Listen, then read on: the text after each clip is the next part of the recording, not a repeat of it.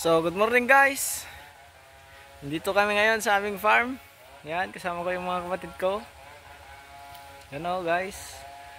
Nandun yung tatay ko nag-deliver ng kahoy sa aming traktor.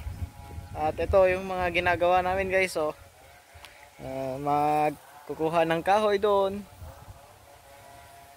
Kukultivate. Yan ang mga pananim hanggang doon guys. So yan yung mga sitaw. Pipino naman doon guys. Pipino naman doon. Tsaka doon yung mga kamote. So pagtapos naming magbuhat ng mga kahoy guys, ito naman magmemeryenda tayo guys. Yan. Yan, sting, may mangga. At may anong tawag nito guys? What? May kakanin guys. Yan. Doon kami ngayon sa aming farm guys. Habang bakante at walang ginagawa. Yan. Ito yung ginagawa namin sa tuwing weekend guys. Sayang naman yung oras namin kung mapupunta lang sa wala.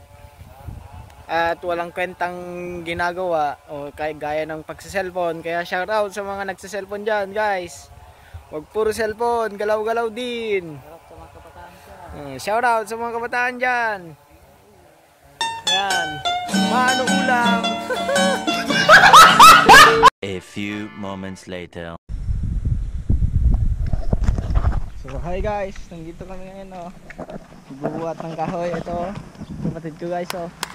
Lakas man. So pagtapos ng cultivation, mga kahoy naman kami guys.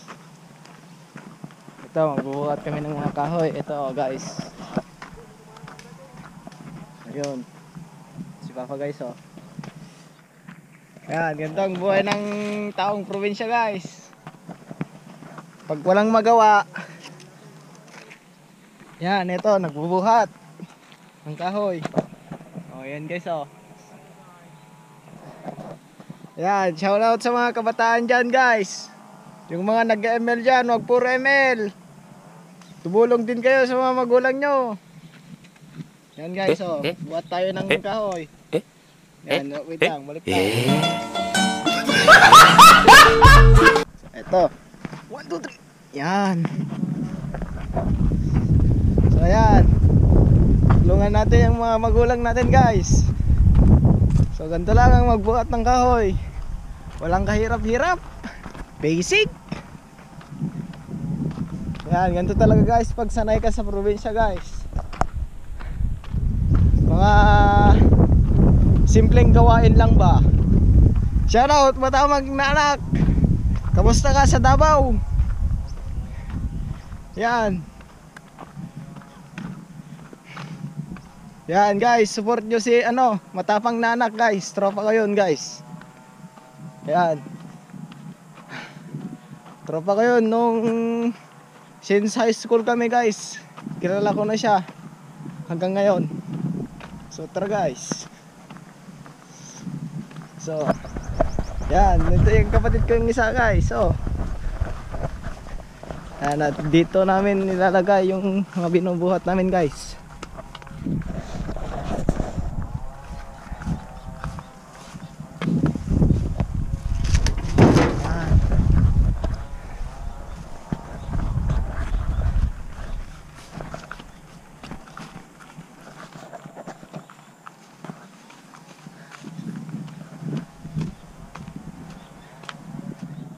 Ganito lang ang buhay ng probinsya.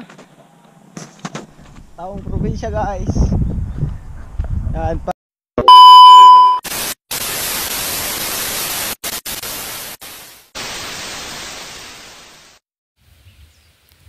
So hi guys. Good afternoon. So katatapos lang namin mag-rotor. Yan ito guys oh.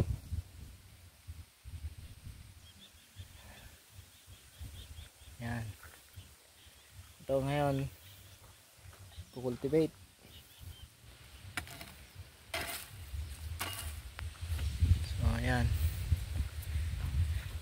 pagkatapos namin mag-cultivate, ito naman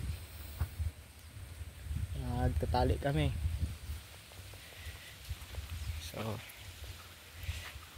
A few moments later. So hi guys, nandito kami ngayon sa aming farm. So ito ang gagawin namin ngayon guys, oh. Magko-cultivate ng aming pananim. Hanggang doon guys. So ayan. Yan ang ginagawa ng mga taong probinsya. Yan guys. Pag bakante, magtatanim at maglilinis ng aming mga pananim guys, oh. Mga idol. Oh. So yan guys.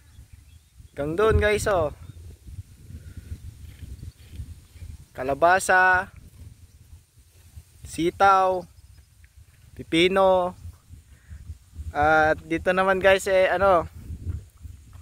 kamatis, tsaka okra, at may siling haba guys. Yan, dito naman guys yung kamote na